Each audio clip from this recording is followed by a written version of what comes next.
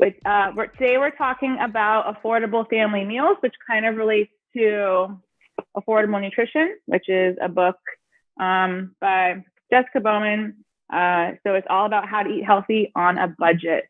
So today we're going to be talking about black beans with a black bean salad food demo and meal prepping tips.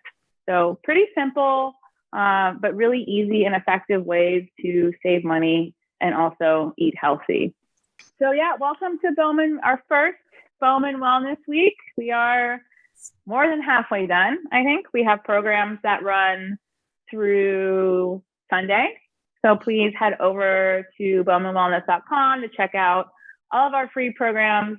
So far, it's been really, really wonderful. Yesterday, we were all in Berkeley for our kids' cooking class, and we got to see each other in real life for the first. I got to meet Alicia for the first time in real life. We taught a class together, and we all had lunch together afterwards, and it was really, really awesome. It felt really good. It was nice to connect and be back in community, and it felt a little normal, which was really lovely. So today we are talking about affordable family meals. I'm Lauren Bryson. I am the owner of Lauren Emerson Wellness, Holistic Nutrition. Here's a little bit of info about me. I love avocado, hiking, houseplants, and I specialize in gut health. And I'm Alicia. I started a company called Path to Panacea, which we do kids cooking and nutrition, family wellness. I am nerdy about the microbiome. I love blue, as you can see, because I'm wearing it in my cute little photo there in my fancy backyard here in Oakland. It's not really fancy, but it is outside, which is very nice until it gets to be 110, I suppose. But yeah, so we're excited, and I'm happy to be teaming up with Lauren today again. Like she said, we had a really nice time being together yesterday and bringing some fun information for everybody. I think that as far as wellness goes, and in the past year, especially, it's just really been brought to our attention how inaccessible it can be to some people, and how it is sort of out of reach, or it feels out of reach. And so we really wanted to make a point to kind of bring the affordable nutrition, the demonstration, talk a little bit about meal planning today, and just highlight some ways that it can be more accessible. Wellness can be more accessible through food, through finding ways to eat more healthily, and for a lower cost, for sure. So. Absolutely. So if anyone has any questions, we're definitely a smaller group. Feel free to pop them in the chat.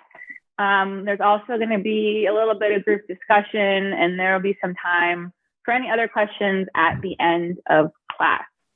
So our learning objective today is to just discuss what affordable nutrition is. I'm going to be doing a live black bean salad food demo, and then Alicia is going to be talking about some meal planning tips. So our food of the day is black beans.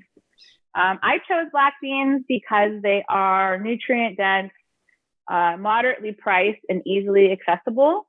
So you can really go to Safeway, you can go to a high-end Whole Foods, you can go to a corner store. They usually have black beans available. So this kind of ties into the accessibility piece we like to teach about affordable nutrition. So black beans are a really great source of vegetable protein. And then also when you combine black beans with a grain, like rice, quinoa, or corn, which we're doing today, it's going to be black beans and corn. It becomes a complete protein, which has all 9 essential amino acids. So it's a really great way to get protein in your diet, even if you're vegan, if you're just looking to up your protein intake in general.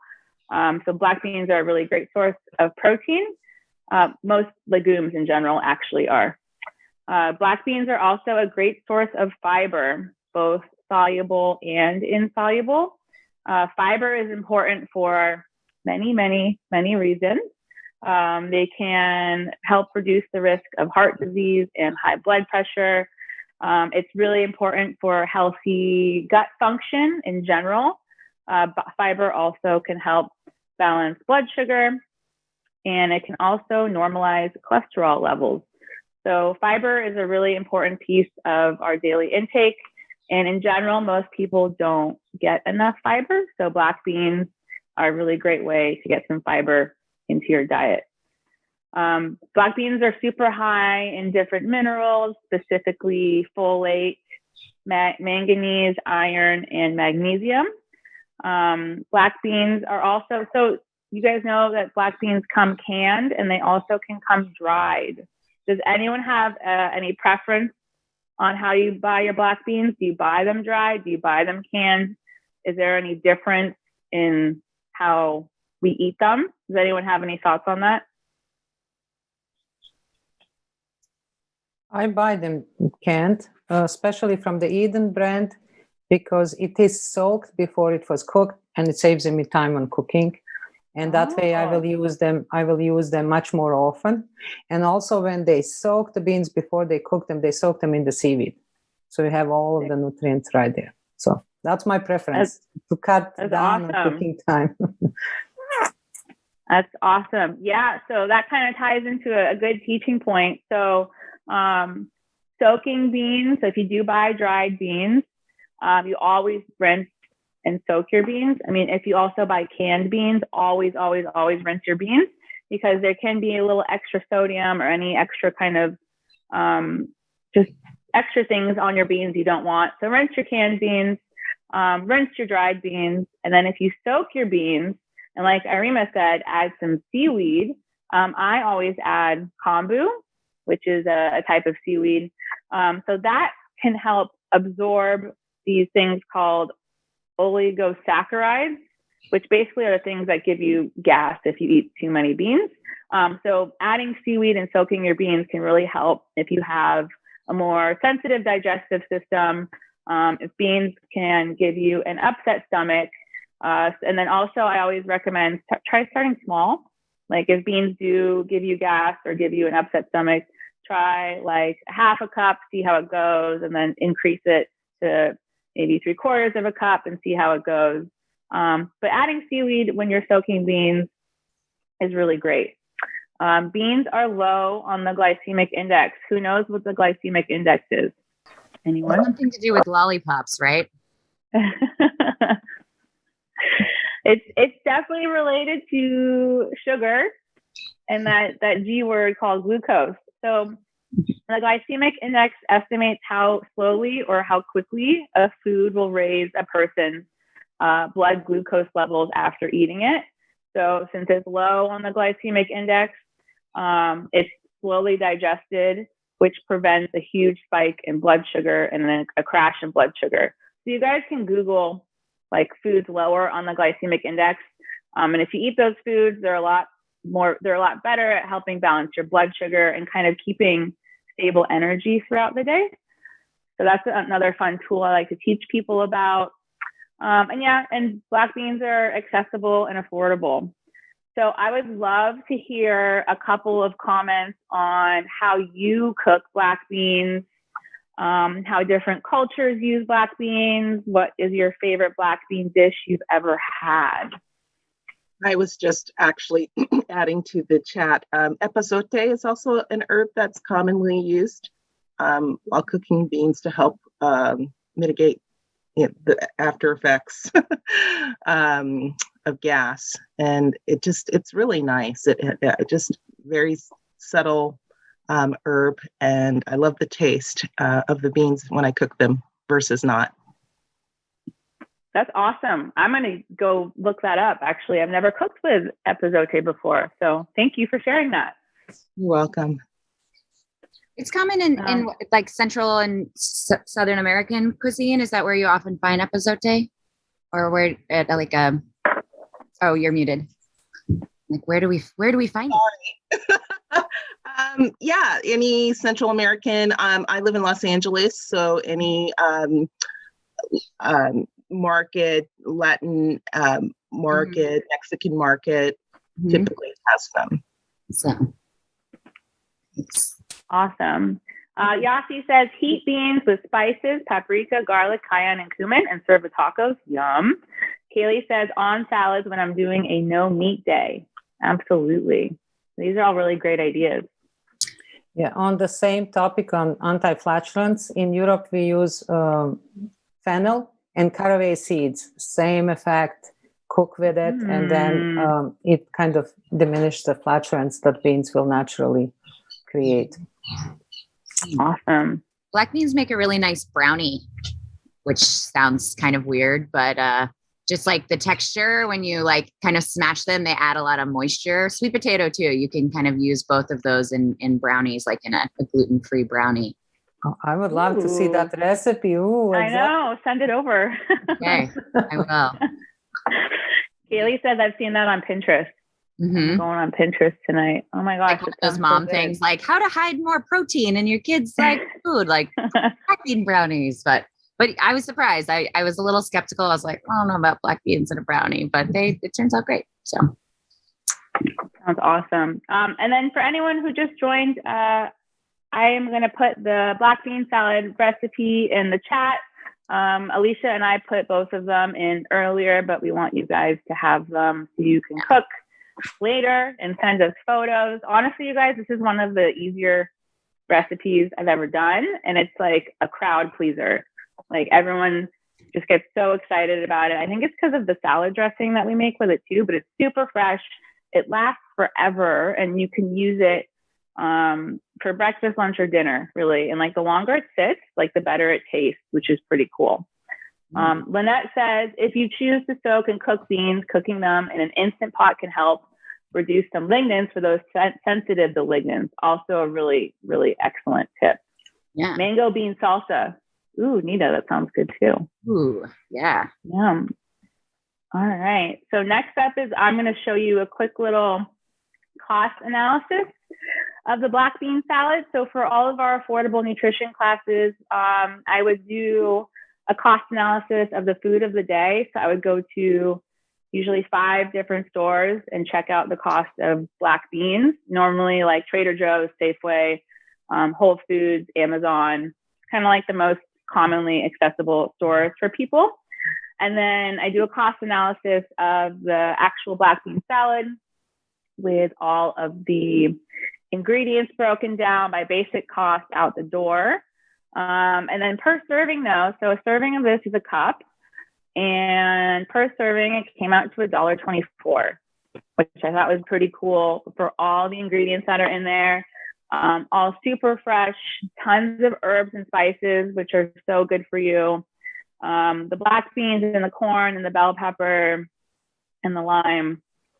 So yeah, I really like showing people this because it kind of gives a visual of you can, if you know some good shopping tips and tricks and meal prepping ideas, you can definitely eat healthy on a budget. And this can definitely feed a family, I think, because you can have like a black bean salad on the side. You can have it with eggs in the morning. You can make tacos with it.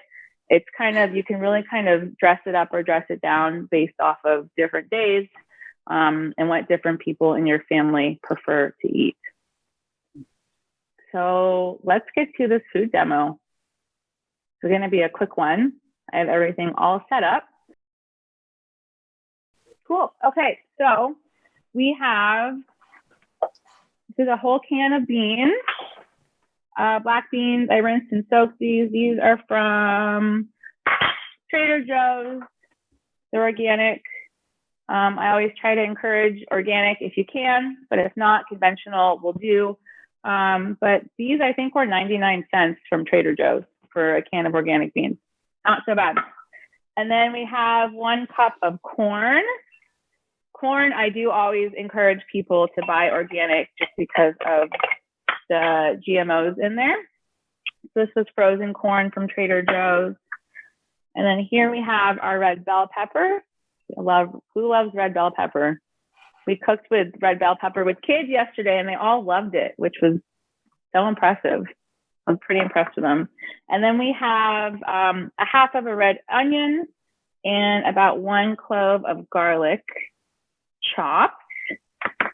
And I'm going to mix this all together. You can already see like the colors are really incredible. One of the things I love to teach about is the importance of eating the rainbow. So basically all different colored fruits and vegetables have different vitamins, minerals, antioxidants, and phytonutrients in there. So it's really important to try to eat a whole different wide range of fruits and vegetables. So then for the dressing in here, I already have a teaspoon of honey, a third cup of olive oil, a third cup of red wine vinegar, the fresh juice from a whole lime, and then I have half a teaspoon of cumin. I actually have fresh basil, which I'm going to throw in here. Who likes basil here? I'm a big basil fan. Here's the basil. It also has a pinch of sea salt and black pepper. And then in here, I have chopped up parsley and cilantro. The recipe calls for half a cup of each. I did a little bit more. I love parsley and cilantro. I love herbs in general. They're really kind of detoxifying and really add a good punch to the salad.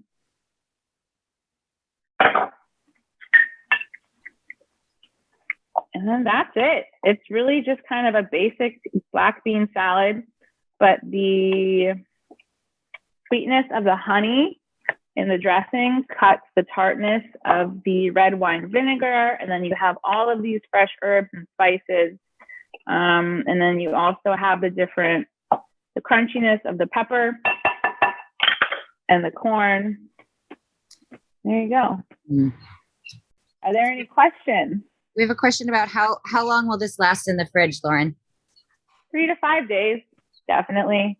Mm-hmm. Absolutely. And then, as I said, like the longer it sits, the more it absorbs the dressing, and it kind of tastes better. So, like, as I said, I'm going to serve this for me right now, just on a corn tortilla. I love having it with eggs in the morning. It's really good. You can have it on the side, like if you make burgers or something, or any type of meat. Yeah, it's really good, really healthy. The kids like it too, which is pretty cool. What else? Lynette says, did you use olive oil? I did. Yeah, I used a third cup of olive oil and then a third cup of red wine vinegar. You can use balsamic vinegar if you want. I usually prefer red wine vinegar. I just like the taste better. And the honey actually is kind of like the secret ingredient. And I used honey from my mom's sister has a local kind of farm over in the East Coast. So I used some local honey from there, and it's really good. Yeah, it seems really well balanced, like the acidity and the sweetness from the honey and the beans and everything. Karen wants to know if I put tomatoes in it. Hello, my junior chef. No tomatoes, but you can absolutely add them. Absolutely. Another good addition would be sliced avocado. You could add a grain to it if you want to add like some quinoa or some brown rice. Principal recipe, absolutely. We will send you the link. Yeah. Feel free to share with anyone as well. Mm-hmm. But yeah, it's a good base. Good addition for the grains will be millet, because people really don't use the millet that often, and it's a wonderful non-gluten free grain. So just have cooked millet and then add these on top of it. It will just add to the protein content as well, and it pairs up excellent with the beans. Yes. How's it taste? It's delicious. It's so good. It's really fresh, which I love, and all the flavors really blend well together. Really, really good. Now you're making us hungry. I know, it's almost lunchtime. Well, you guys can make this for dinner tonight or over the weekend, and then send us pictures, please. We'd love to see some photos. Yes, we're definitely going to make it today. Good. Oh, good. Okay. Awesome. There's another link I just put in the chat. That's just the recipe too. So, awesome. Yes. A little easier. Cool. Well, if there's no more questions, I think we are going to move on to chatting about meal prepping. Yeah. This is a great meal prep recipe. Also, FYI, this is really good. This, as I said, it stays in the fridge for a long time. So yeah, this is a good one to use. Yeah, the nice thing about meal planning and meal prepping, it seems really intimidating. You sometimes see people that like go do batch cooking and they, like spend 8 hours on a Sunday batching out and stuff for the week. And then they have like the same thing for lunch every day. And that definitely works for some people. It kind of depends on what you're into and how you like to do it. That's definitely, especially if you are someone that like goes to work and would normally eat out, you have a lot more control over what you're eating. If you like prep a lot of things in advance, some people just don't have the time or energy to spend 6 hours, kind of like batching everything out at the beginning of the week. So there's a little like kind of subtle differences in between something like batch cooking and just meal planning in general, or meal prepping. Something that I really like to encourage is like anytime you're cooking, especially something like Lauren's doing with the black bean salad, you can make that in a big batch. You could, like she said, you could do it with tacos. You could have it on burgers. You could have it in a lot of different ways. And since you're prepping all these different ingredients, you're cutting cilantro, you're cutting onions. When you're doing that kind of thing, you can definitely kind of over prep when you're prepping and then put away half of an onion. Go ahead while you have that whole onion out. Maybe you only need half an onion for a recipe. Go ahead and prep the rest of it and put it in a container and put a lid on it. Put it in the fridge. Maybe chop up some garlic while you're at it too. And if you've got like garlic and onions already prepped in the fridge, then when you go to cook something, you're like, okay, this is a little easier. I've got a base. I've got a foundation. I've got somewhere to start, And then another thing with meal planning is like, I don't know if anyone has ever been in this situation. Maybe it's just me, but like, I'll be working or on the computer or whatever, teaching kids classes all day. And then all of a sudden it's 7:30. I have no idea what's for dinner. I haven't prepped anything. My partner comes in starving and he's like, so are we doing dinner tonight? Should I get takeout? Like, and oftentimes in those situations, when you find yourself a little bit like sort of, stressed out or you've got a lot going on, you don't have time, you haven't planned. Those are the times when you reach for like whatever's fastest. Like, okay, I'm going to go for the more processed foods here. I'm going to order takeout and maybe, the takeout, you don't really know what kinds of ingredients they're using. And as much as I love going to restaurants and buying food from restaurants, I also have worked in many restaurants. And restaurants, it's hard for them to make a profit. They have really small margins. And in most cases, they're buying foods that are not of really high quality. In a lot of cases, they're using oils that are, that are kind of cheaper oils. They're like reusing things like oil. If things are fried, they'll like reuse the oils over and over. There's just kind of a lot of elements to it that are out of your control as a consumer when you're eating out. So especially if you're kind of trying to save money, cooking for yourself is a much cheaper way to save money and also be more in control of what you're eating. So let me pop this slides back up. One thing I actually forgot to mention, whenever I cook, Dr. B taught me this. I keep a bowl for all of like the scraps from cooking. So like leftover onion, there's like some parsley stems and cilantro stems in here. And then I keep a freezer bag in the freezer and I freeze all of this instead of composting or throwing it out. And then I make mineral broth when it's full. So it's a great way to save money. Because mineral broth and sometimes to make bone broth, that's expensive. Insanely expensive. So you can make your own, super easy, healthy, fresh, reduces food waste, all the things. Highly recommend. Yeah, and the freezers, that's such a good tip with the keeping it in the freezer until you're ready to make it too, because then you just have a spot. Just toss everything in there and then it's not going to go bad. It'll just be ready for you when you have time for it. Absolutely.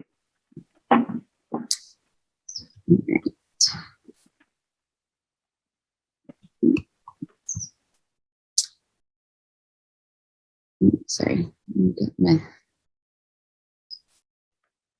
zoom back. Do you use the onion skin in the broth? Yes, I do. And be sure to, I always rinse everything before I cook or chop it. But I do use onion skin. I think it's pretty viable, right? Or safe. Yeah. I actually have another question. What? Go ahead. Just with garlic. Oh, sorry. Comment. You know, you got to get organic produce and organic skins, because that's where the minerals is in the food. Is quite a bit of it is in the skins. And, you know, an onion skin, you know, has a lot of quercetin and bioflavonoids, the most. So in potato skins, yam skins, all that stuff, if you happen to skin something. And then if it's commercial, not so good. The other wild card is a little dirt. Dirt's good. So a little dirt in the broth, a stone in the broth, natural, organic, you know, it adds that secret something. So good stuff. Thanks. Did you have something? Did you have a question? I had a question on garlic. So, you know, when you cut up garlic, how many days can you? So onion, you know, I will cut up and use it, you know, a few days later. But garlic, is there a time, you know, 2 or 3 days afterwards when it's no longer as potent, or does it lose its potency? Because I'm, you know, I'm kind of wondering about garlic. Just question. I mean, I know once you cut garlic, it takes a little while for it to fully, you know. But as far as how many days afterwards, I don't know the answer. Dr. B? Well, you know, cover it in olive oil because it slows oxidation. So if you want to chop a bunch of garlic, prep a bunch of garlic, put it in your own olive oil, you know, or if you want, put it in vinegar. But, and you know, a vinegar garlic tincture is really quite medicinal. And then you strain the garlic out. So if you put vinegar, could be apple cider, wine vinegar, whatever, quite a bit of garlic, meaning, you know, half a cup of garlic and an equal amount of vinegar, and add parsley, you know, about, you know, parsley or basil or something. And then you basically let it marinate for a couple of weeks and then strain off the sediment. You've got a garlic infused, you know, vinegar that you can use for medicine or for salad dressings. Yeah. That sounds great. Yeah, I love that. And it's nice to have those kinds of condiments, even with like when you're kind of doing more meal planning, meal prepping, like having sauces and vinegars. And like I sometimes with garlic, I will peel the garlic and then cook it really, really low and slow in like an olive oil, like keep it under, you know, 180 degrees or something like that, just to kind of warm it. And that makes a really nice condiment too. Dr. B? The main thing is garlic is the most heating food. So when it's 100 degrees, you don't really want to eat garlic. Right. So I'm saying where you'll sweat, you know, just like chili. I mean, on the one hand, it's a way of cooling down because of the sweating. But, you know, you can overdo it. And then the other way to use garlic is to roast it and then to add the roasted garlic to your bean dish. And that's much softer and gentler and creamier. So yeah, lots of possibilities. Yeah. And sometimes people have trouble digesting, you know, raw garlic and raw onions and things like that. So giving it a gentle cook can be nice to still get the beneficial properties without all of the fire. Let's see. Okay. I'm going to pop this back up.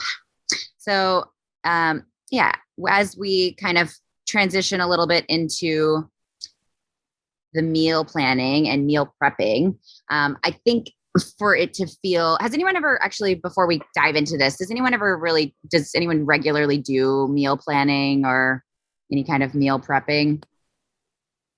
Or Emma? I used to do when I was working as a regular job in Silicon Valley when my kids are growing up.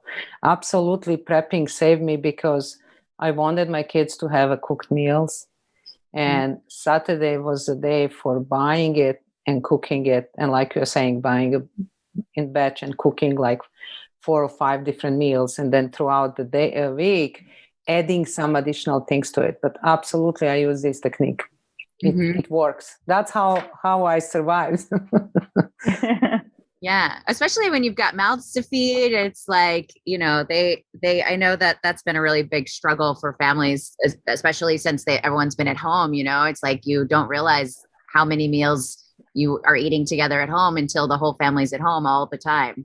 And everyone's always hungry and always snacks. And, it can be really helpful for families in particularly, and, for everyone, but I know that, that it could be a real help to have some kind of plans in order, and then once you've kind of got a system in place, and I'll go through kind of what, some ideas for implementing a system, if you want to give it a try on your own.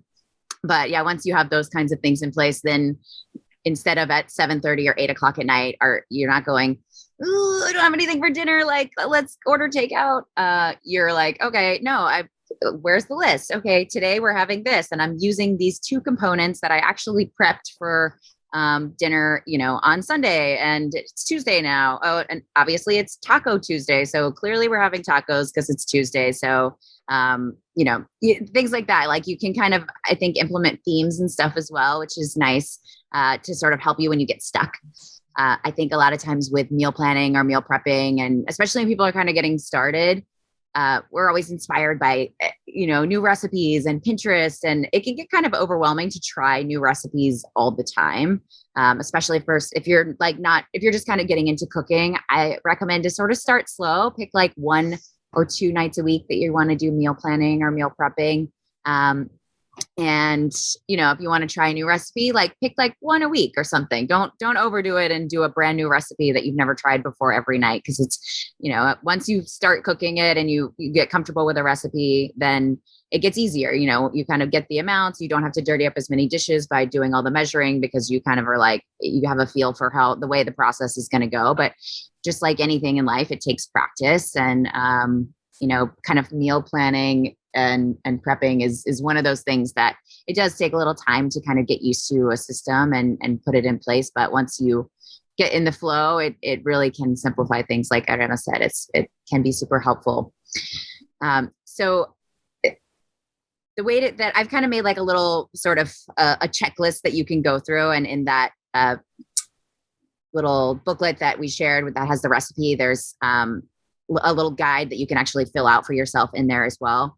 But setting up your system is an important place to start, right? So depending on what style of meal planning you want to do, some people like myself, I'm pretty old fashioned. I really just like pen to paper. I like to just kind of write, Monday through Saturday, give myself a couple of days where I'm like wild card, order pizza or something, just because it can be hard to plan something for every single night. So start, give yourself a little bit of space to, to have some freedom in it too, because that will inevitably happen. So we don't want any kind of like guilt of like, oh, I had this meal plan, but I didn't do any of it. Don't set yourself up for failure. Start small and then work your way towards where you want to be. And another thing is really determining why you want to do this. Like if you have goals in the way that you're feeding yourself, the way that you're feeding your family, instead of just kind of having loose goals like, oh, we want to eat better, like really think about what it is that like how you want to feed yourself, how you want your food to make you feel, and how you can accomplish that based on what you're planning, how you're kind of getting food on the table every day.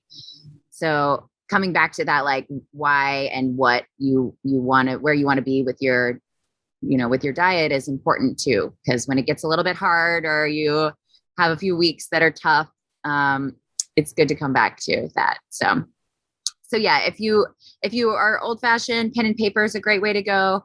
If you've got a big family or you have other folks that are in your household and you eat together often, sometimes having like a virtual document can be helpful, whether that's like, there's all kinds of, any list or even like a Google Doc or something like that. You can have kind of, somewhere where people from the family can add ideas or, toss in recipes, maybe it's a folder, things like that. So depending on, maybe it's a whiteboard in your kitchen or chalkboard or something like that.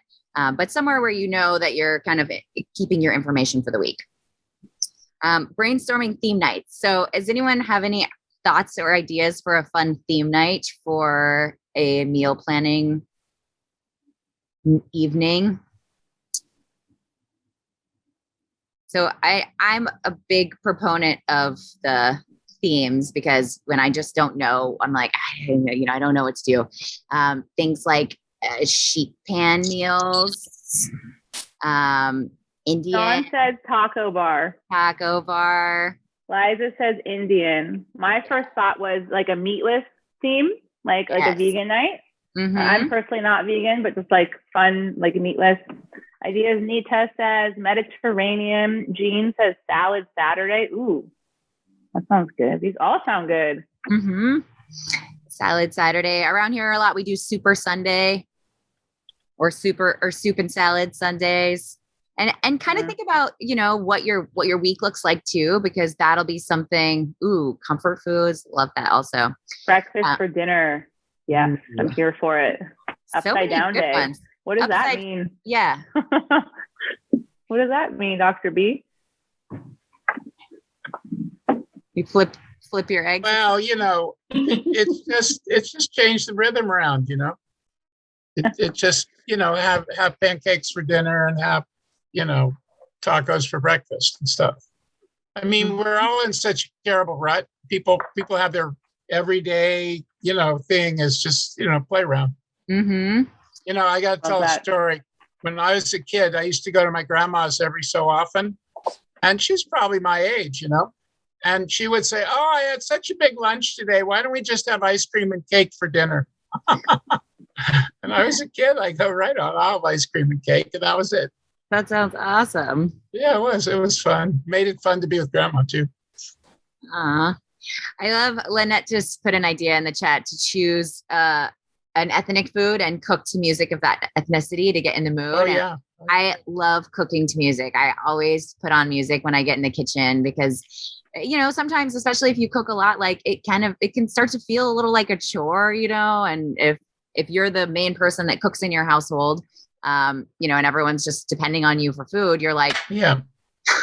Well, dang it. Like, I want a night off. And then that means like someone's going to order pizza or something, and you're like, well, that's not really what I've meant, but that's fine too. So, but yeah, music is a great way to just have fun in there, bring the kiddos in. If you've got kiddos, Jean, I know you put your kid in charge all the time, right?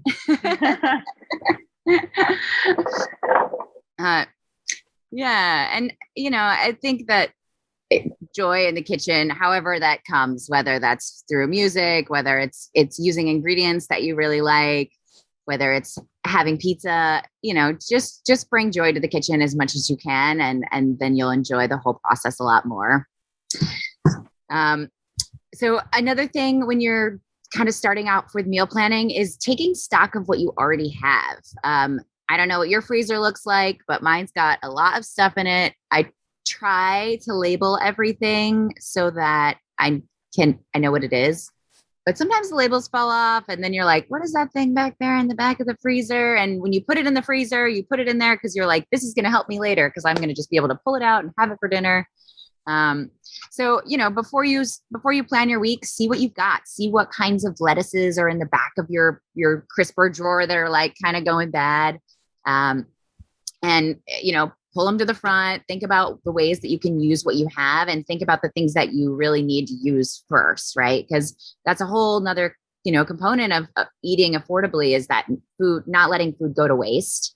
And one other trick that I like to do is actually either take the receipt when I go to the store and sort of like highlight the stuff that is that I've just recently bought, that especially the stuff that needs to be eaten quickly, and like tape it to the fridge. So it's like, oh yeah, that's in there, and if you really want to go for it, if you're really trying to see what kind of money you spend on food and groceries and how much money you throw away, is taking like a little Post-it note or just a sticker or something, and taping the price on the foods that you put in the fridge, especially the more perishable ones. And then when you kind of clean the fridge out and you grab that bag of salad that's rotten that you didn't eat, like, then you're like, oh, there goes $4. I'm literally throwing it in the trash can right now, So that's another way to think about and try to shop more frequently, like smaller trips more frequently can help to know, like, all right, I don't have to buy food for the next 3 weeks. I can just buy food for a few days. And I'm only going to, think about the meals in your head when you're buying the food. Like, okay, I'm going to buy this. I'm going to have this today. I'm going to have that tomorrow, as opposed to just kind of like throwing a ton of food in there and hoping that you use it. Because that is the easiest way to waste money, or to end up throwing away food and wasting food. And like Miss MJ said yesterday, there's no leftovers. We always have to think about that there's people that are hungry. There's neighbors that are hungry. There are lots of folks that don't have the privilege of being able to go buy food regularly. And so when you're throwing food away like that, it's like it could have been given to someone that would have enjoyed it or would have eaten it. So thinking about like ways that you can reduce waste like that. And even before you throw something away, if you can turn it into a dish that, like before it gets to the point where it has to be thrown away, like, okay, this onion is looking a little sad. Maybe it needs to get thrown into some broth. And then that's something that I could share. So that's something else to keep in mind. Asking for requests from your family. That's if you've got family, or if you live with roommates, or like I said, if you're cooking with other people. And this is not being a short order cook, right? There's a difference. Finding out kind of like, maybe it's a central place where you've got your system set up, and if there's like some family favorite recipes, maybe you can keep a little notebook with some really memorable dishes that everyone really seemed to like. And that can be another place where you go back for inspiration when you're not sure what to cook. And also, yeah, if the family's like, oh, I really liked this one thing that you did, it might be a good opportunity to like bring one of the kiddos in, like, oh, you really liked that dish, like, come and help me make it. Let me teach you how. Then eventually they'll just make it for you. And that's what we all want, right? Checking your calendar. So being mindful of when you have really busy days and giving yourself that, like Adriana said, that pizza Friday, if you know that Fridays are just crazy and the families, the kids have soccer practice and this, that, the other, like don't set yourself up for failure and plan for a 4-course meal when you know that you're not going to be home until 7:30 or 8 o'clock at night, like make sure that you look over the calendar when you're doing your meal planning, and that you kind of schedule the days that you already know are going to be a little bit more hairy, that you've got, you're a little more gentle on yourself that day.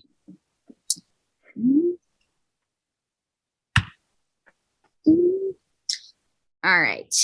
So now for the actual action, like you've kind of thought about a lot of things. You've got some ideas in your heads, all of your heads. But yeah, just kind of start to map it out, write it down, use your system, whatever it is that works best for you, to start kind of filling in the blanks and finding the places where you can reuse prep that you've already done, right? So if you are making tacos on Tuesday, you're prepping a lot of different individual ingredients for those tacos.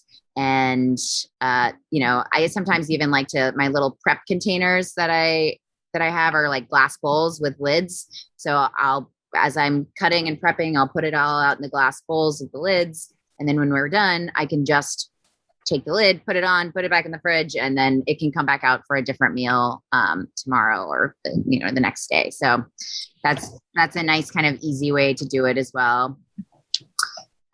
Focusing on fresh, as I kind of mentioned, making sure that stuff that's really perishable is in the beginning, in the front of the fridge, so that you can access it, you see it more frequently, so that, stuff doesn't get buried in the back and you have like rotting produce in the back of your fridge. Make sure that what you're putting at the beginning of your week when you're meal planning is stuff that needs to be used first, kind of in the restaurant world, we say FIFO. So, first in, first out. So when you're bringing home groceries, instead of putting all the new stuff right in the front of the fridge, moving that stuff to the back and pulling forward whatever is already in there so that you're cycling through that ahead.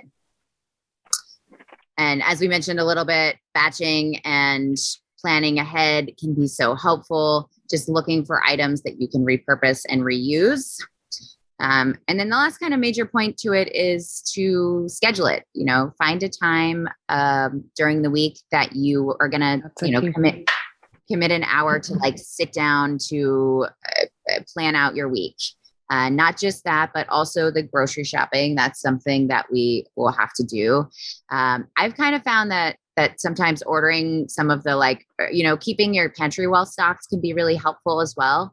So if you, this past year, probably a lot of us were ordering food that we never really, like delivery, groceries and stuff like that. I use like an online market sometimes for some of those like perishables, the beans, the grains, the different sauces and things like that, stuff that can be in the pantry. And then you already have a good portion of, dinner planned and you just need a couple of fresh items. So then you can just go to a farmer's market, which, I'm in the Bay Area anyways, and we are so lucky and blessed. And I'm so grateful that we just have farmers markets like out the wazoo here. So, pretty much any day of the week, I can find a farmer's market. They also, at a lot of the farmers markets, they will double SNAP benefits, which is amazing.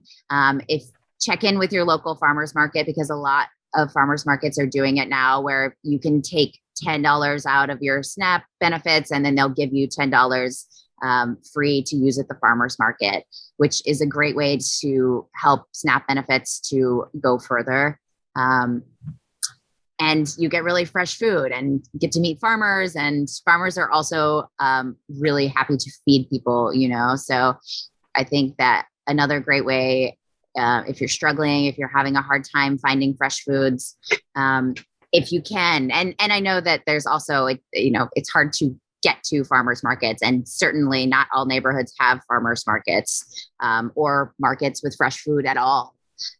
So that's something that we just, as the society, have to start addressing. And as it goes, we're getting, there are certain, at least like there's a recognition there, and there are slowly, more community effort to kind of try to get better food into all the neighborhoods, not just the wealthy neighborhoods. So, SNAP benefit. So SNAP benefit is basically it's like what they're calling food stamps, is SNAP assistance now. But yeah, you can get it like on a debit card. You can take it to the farmer's market, and then they'll double your benefits depending on it's all different depending on the markets.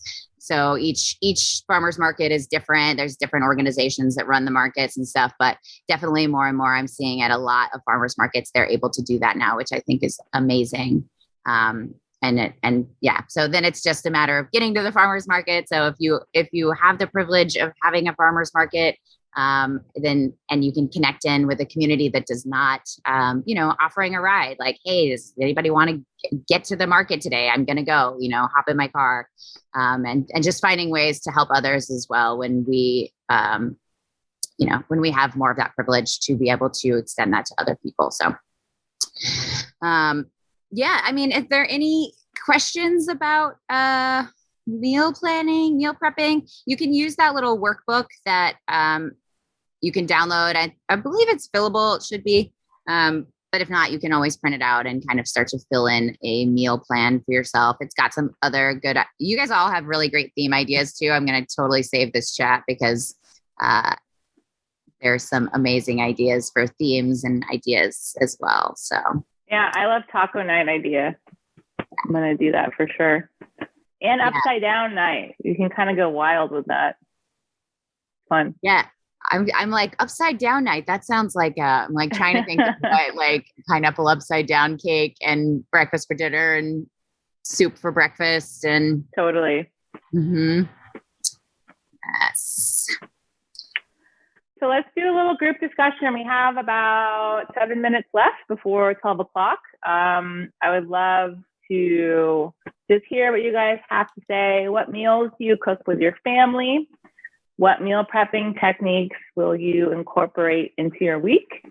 And then also, what does it mean to you to feed your family well? And how can you accomplish your goals? And how can we support you in doing that? So I pretty much always cook meals with my family because I don't have a choice. Yeah, I just wanted to comment on something that Alicia said wonderfully is how much food has been wasted. And for people, when we start talking about organic, the first thought is, it's too expensive, I cannot afford it. So maybe the idea of like Alicia mentioned, start writing down the price. And you would be surprised that at the end of the week or 2 weeks, how much food, if you waste the food, how much money goes wasted. And that's the money maybe that you can buy organic food for certain items. So just kind of start calculating the money, and then you will be surprised how much goes to waste, right? Mm-hmm. That was a good idea, Alicia. Mm-hmm.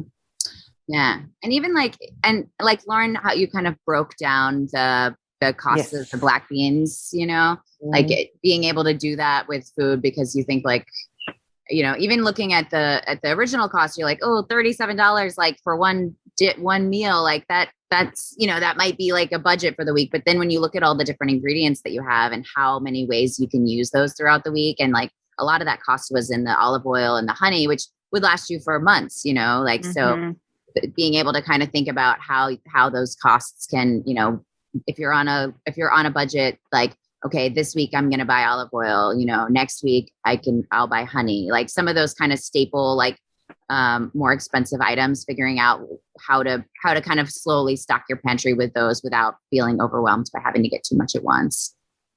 Absolutely. Mm-hmm. Hello, ladies. I was going to add, I really like how you added in the farmers markets. I really believe that when people start seeing that beautiful array of foods, they kind of can start incorporating that mindfulness and that appreciation. And hopefully, when they bring it home, it'll inspire them to cook or make some fresh salads now that it's summer and what have you. But I really think farmers markets are very inspiring to go to. Absolutely. Yeah. I always like to ask people, when was the last time you talked to the person who actually grew your food? Mm-hmm. And you can only really do that at a farmer's market. But it's so inspiring when you can like finally speak to the person that actually grew your food and hear their story and just like the passion that they have. It's really cool meeting your local farmers.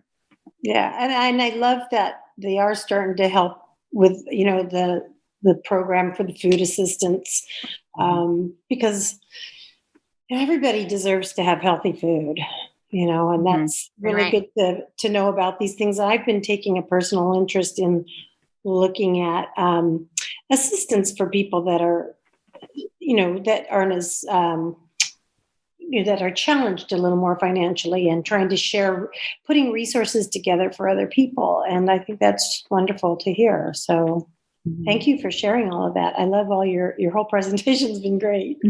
Thank you. Mm-hmm. One thing that I like to do with regards to salads is that if I prepare a salad, I don't add the dressing. So I keep the dressing separate so that I can keep it in the fridge then for a few days and then just add the dressing as I eat it. So that's kind of been something that kind of saves me, because now I have a salad in the fridge I can go have for breakfast or lunch, or, I don't have to worry about it. And I have just the dressing then that I put on my own plate. So just a little thing that kind of makes it a bit easier. Mm-hmm. I found it really helpful, the acronym FIFO, because oftentimes when I shop, I'll forget to rotate the vegetables, and I will buy something 3 times, and I'll find, that there's something in the back of the refrigerator, and I think it's a really helpful acronym for me to remember to. Whatever I buy first, that's the first thing that comes out. And then also the extension of putting things that you can create a broth with in the freezer to help extend the uses of something that's not quite, as fresh.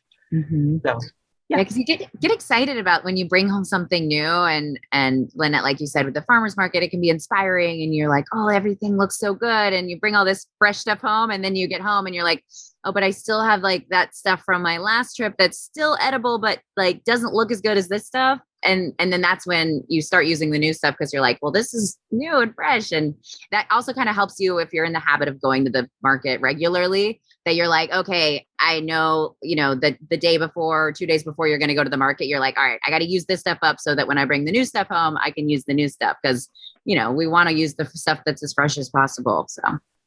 And since we are in Bauman Wellness about the community, once when you start going to farmers market, you're a farmer, and you go there for years, they become part of your extended family. You end up going to farmers market to socialize with your friends, to discuss whatever the news and politics are. That's where you're discussing it, on the farmers market with your farmer.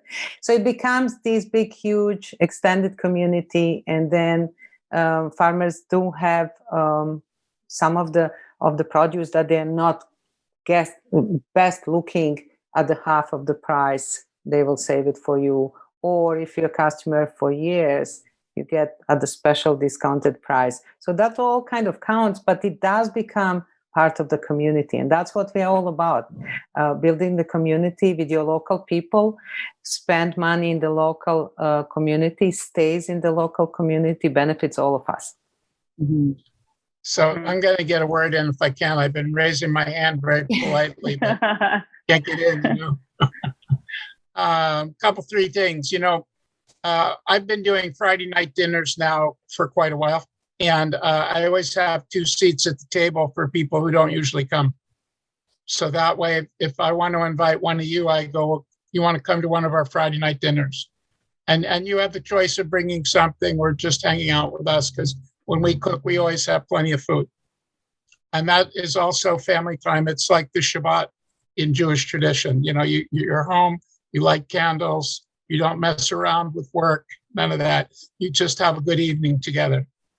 And it really is my favorite thing, because I can just stop all this other stuff, get in the kitchen, see what's what, cook up what I like to cook up, and hang out, or just do dishes if everyone else is cooking.